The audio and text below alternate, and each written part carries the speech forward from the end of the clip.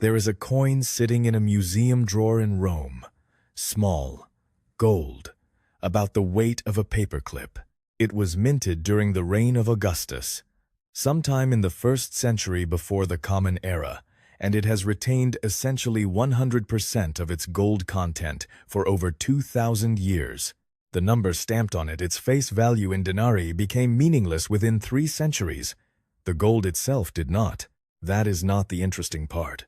The interesting part is that the person who carried this coin, or one like it, did not necessarily survive the fall of Rome in any better condition than the person who carried worthless bronze. And understanding why, really understanding why, tells you something about what wealth preservation actually requires, that almost no financial conversation ever names. Here is the question that coin raises.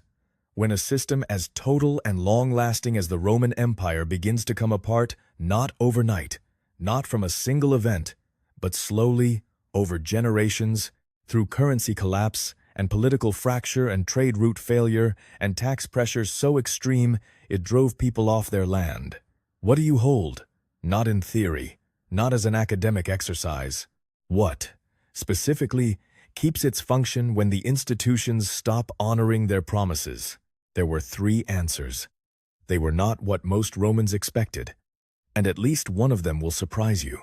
Before the first historical case, understand what kind of collapse we are actually talking about. This was not a crash.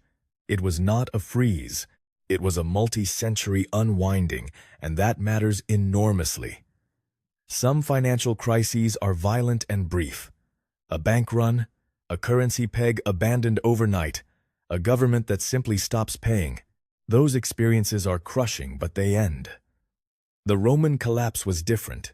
It was a slow grinding of the gears across generations, with periods of apparent stability and sudden lurches into chaos. The crisis of the 3rd century, from roughly 235 to 284 of the Common Era, saw the empire nearly shatter completely. Emperors came and went so fast that some reigned for weeks. The silver content of the standard coin, the denarius, fell from around 95% under Augustus to less than 2% under Gallienus. Not in a year. Over 150 years of steady degradation. That is a different kind of threat than a bank holiday, and it requires a different kind of thinking. The people who managed it best were the ones who understood they were not protecting against a crisis. They were protecting against a slow, grinding reordering of what money was and what it meant. There are 3 cases that track through this period like a thread.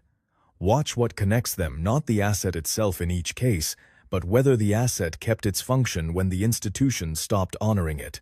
The first case is the gold aureus, and it is both the obvious answer and a more complicated one than it looks. When Nero began the first systematic debasement of the denarius in the mid-1st century of the Common Era, shaving the silver content from about 90% down to around 70%, most people did not notice. Immediately, prices were sticky, the empire was still functioning, trade routes were still open, a debased coin still bought bread. But something else happened at the same time. The pure gold aureus, whose gold content Nero also touched but far less dramatically, began to disappear from everyday circulation. Not because people lost it, because they kept it. They stopped spending it. They spent the debased silver. This is Gresham's law, though the Romans had no name for it. Bad money drives good money out of circulation.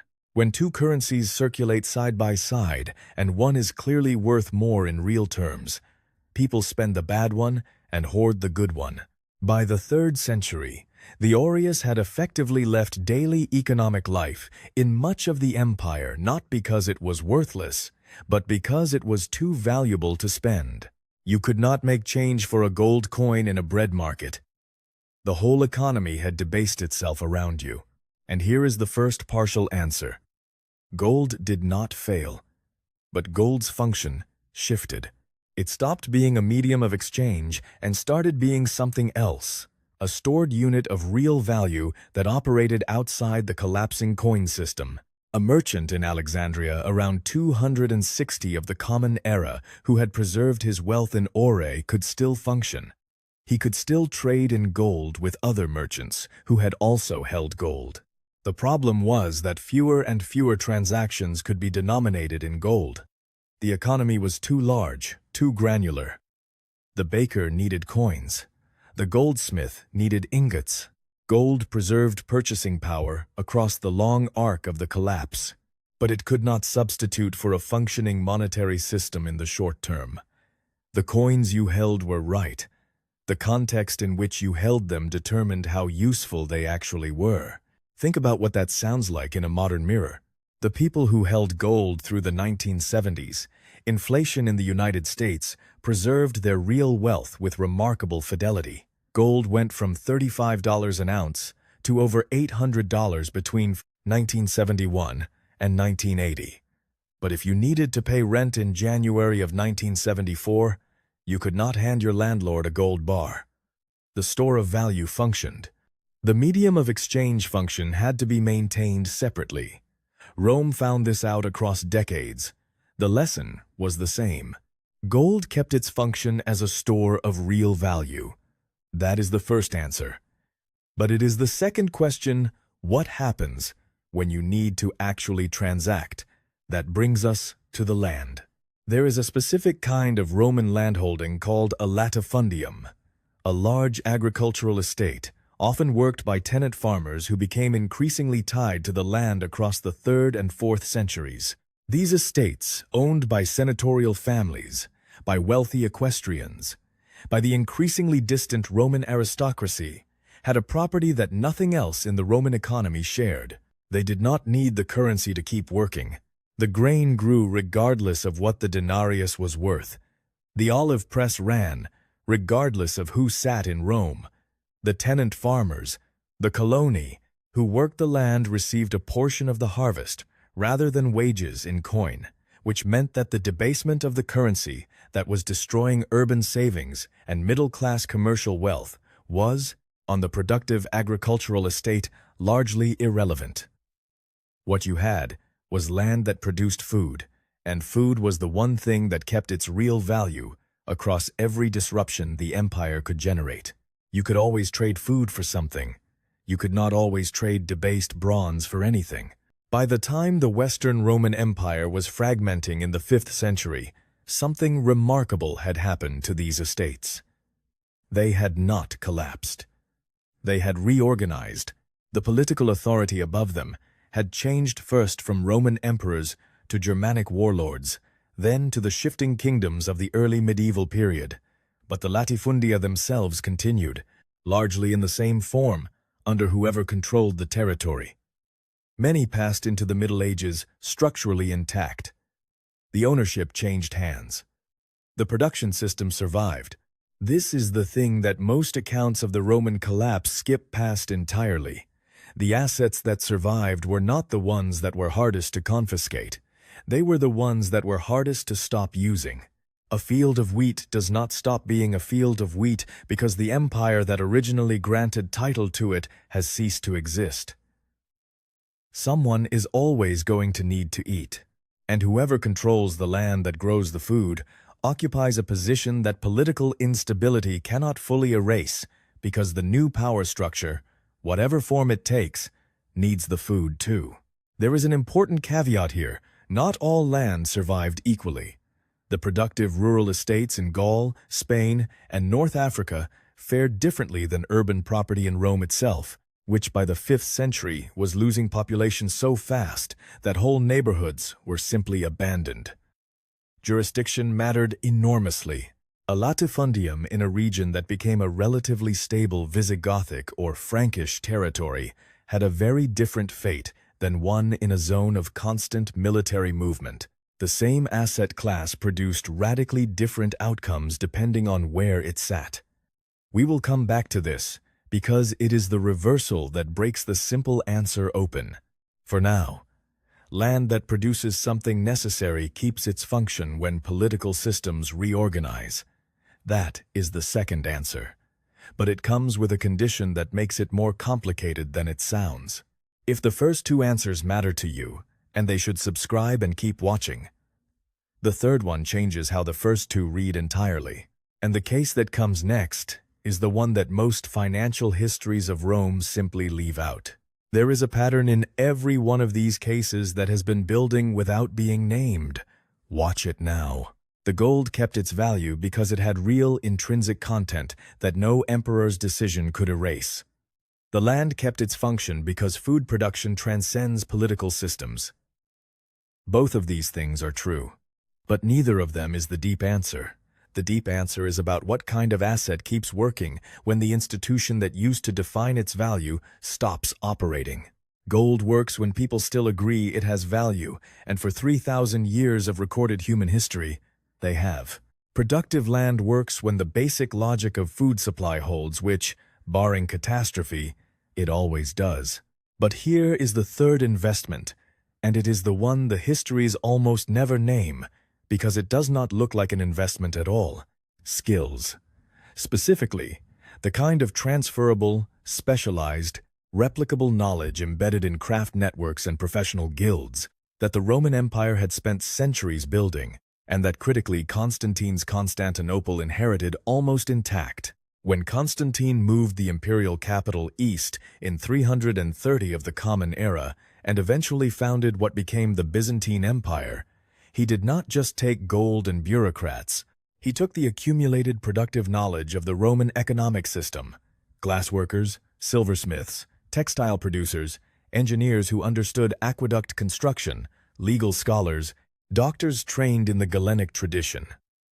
The Byzantine economy that outlasted the Western Roman Empire by nearly 1,000 years was not built on territory or on coins.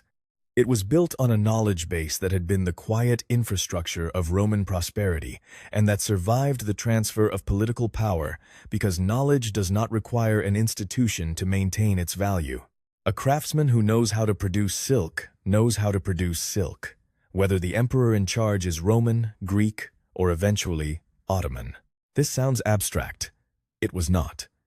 In practical terms, the families and communities that preserved technical knowledge, the smiths, the dye workers, the builders, the physicians found themselves in demand from every successive political authority precisely because productive knowledge cannot be confiscated in the way that coins and land can. You can seize a man's gold. You can seize his estate. You cannot seize what he knows how to do, or the network of trusted relationships through which specialized goods flow. The Byzantine Empire proved this at scale. It remained one of the most economically sophisticated entities in the known world for centuries after the West had fragmented, largely because it had preserved and organized the human capital infrastructure of the Roman system.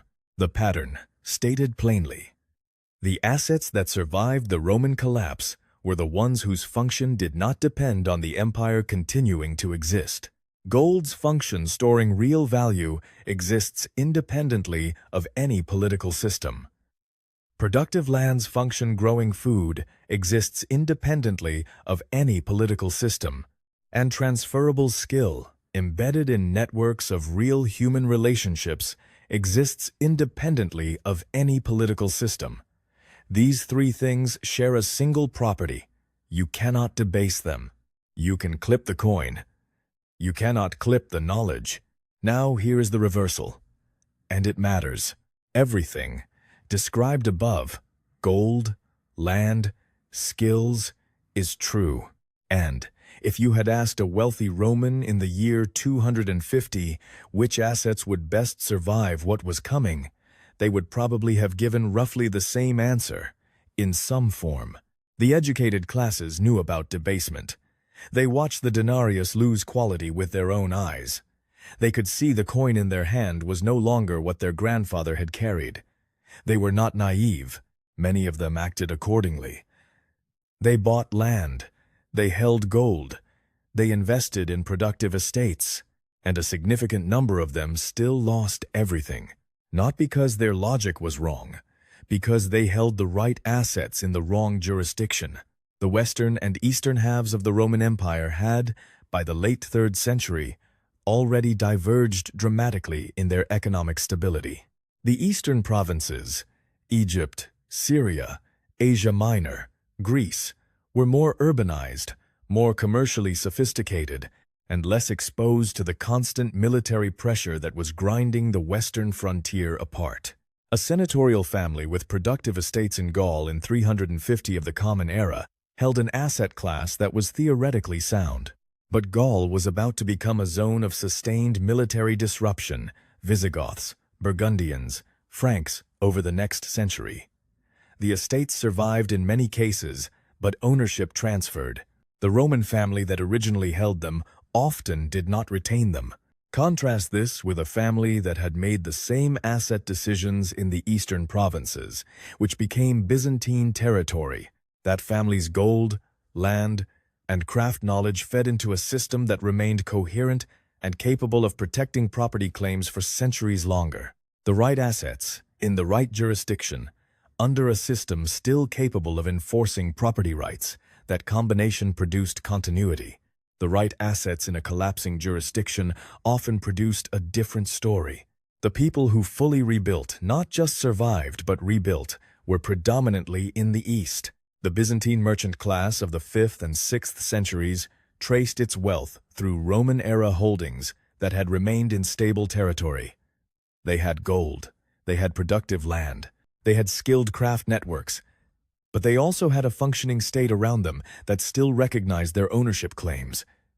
And that final ingredient, institutional continuity, even partial, turned out to be the variable that separated the people who held the right assets and thrived from the people who held the right assets and still lost them.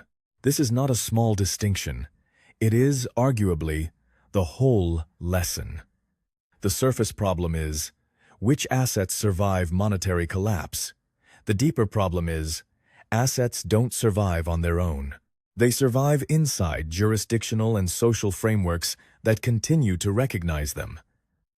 When that framework disappears entirely, even good assets can be taken.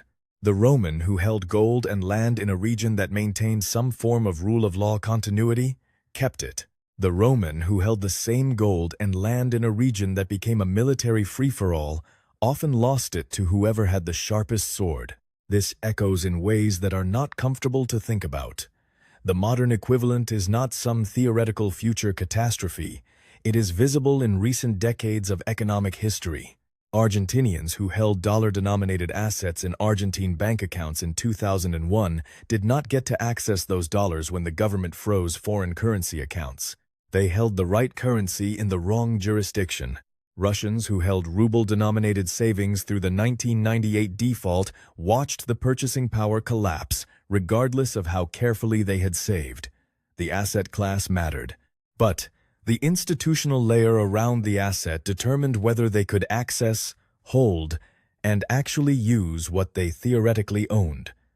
The Romans discovered this across generations. Modern savers discover it in a single week. What the Byzantine case ultimately shows, and this is the ending the histories rarely reach, is that the people who rebuilt were not simply lucky. They were the ones who had diversified across all three of the survival properties at once. Gold as a real value store, independent of the coin system. Productive assets that kept generating output regardless of political authority. And skills and knowledge embedded in human networks that no confiscation order could touch. The families and communities that emerged from the Roman collapse with their economic foundations intact had, whether consciously or not, spread their exposure across assets that required different things from the world in order to keep working. Gold required only that people continue to believe it was valuable, which they did and do.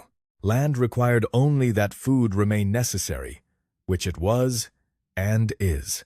And knowledge required only that other people continue to need what you know how to do, which, in a disrupted economy, they always do. None of this is unique to Rome. The same pattern appears in the Weimar Republic, where gold holders preserved real wealth, while paper savers were destroyed. It appears in the Hungarian hyperinflation of 1946, where productive land continued feeding people even as the pengo became the most debased currency in recorded history. It appears in every modern economy where currency has come under sustained pressure, The asset classes that survive share this single property. They keep working when the institution stops honoring its promise. Rome took centuries to fall. Not all collapses work that way, but the distribution of outcomes who survived, who rebuilt, who retained meaningful wealth across the transition followed a recognizable logic.